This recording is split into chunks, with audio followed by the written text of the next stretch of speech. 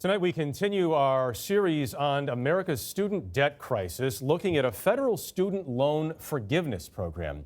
Many borrowers, including teachers and firefighters, say the program hasn't been forgiving at all, with a 99% rejection rate. Here's Mark Strassmann with part 3 of our Eye on America series, Life and Debt. 2, 3, and I love to teach, but I went back to school mostly for what my students could get out of it. Touch their lives. You went into it with the absolute intent of giving back. Oh, absolutely. You don't do that for the money. Debbie Baker is 56, a mother of 2, and a career choir teacher. She directs the education program at a musical nonprofit in Tulsa. Every year, does this stack of paperwork get bigger? Yeah, oh yeah. This paperwork represents a 20-year struggle to pay off her student loans. She graduated from the University of Tulsa in 1999. How much did you owe? It was right at about $35,000. But with deferments and interest, she now owes $80,000, more than double her original loan amount. I got on there one day and it said, your loans will be forgiven if you die. Yeah, that's nice.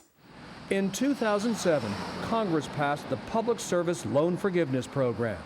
Public servants making 10 years of qualifying payments would have their loan balance wiped clean. You were convinced that you qualified. We planned our whole lives around it. Baker never missed a payment for 10 years. She says Navient, her loan servicer, repeatedly told her she was on track.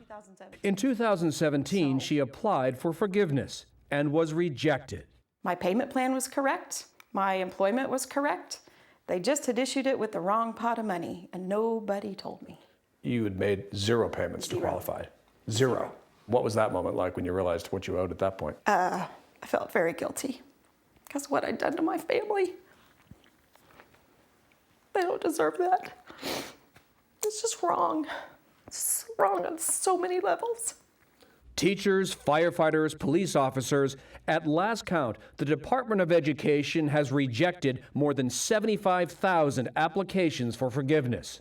Only 864 people successfully applied, a rejection rate of 99%. These are people who went into public service in good faith and got screwed. Exactly.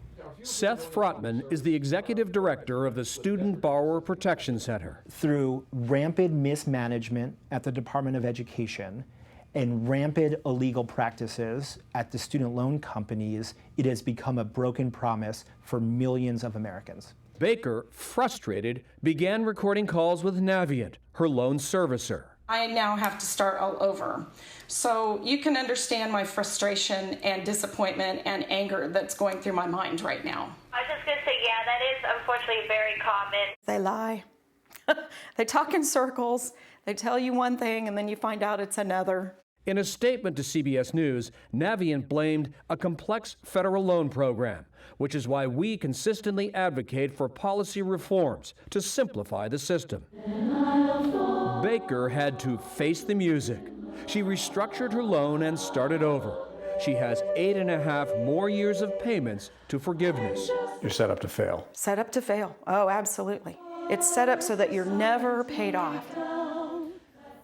America's second largest teachers union has joined a lawsuit alleging that Navient misled borrowers. Both Navient and the Department of Education blame Congress for creating a complex, restrictive program. Okay, Mark. We do have an update tonight, a great update on someone we featured last night. Tell us about that. The story was about senior borrowers struggling with college debt. One of them was Serafina Galante, 76-year-old social worker in San Diego. A viewer who saw our story has agreed to pay off her loan in full, almost $40,000. I mean, that's loan forgiveness that the rest of these borrowers can only dream about. Making a difference. Mark Strassmann, thank you very much.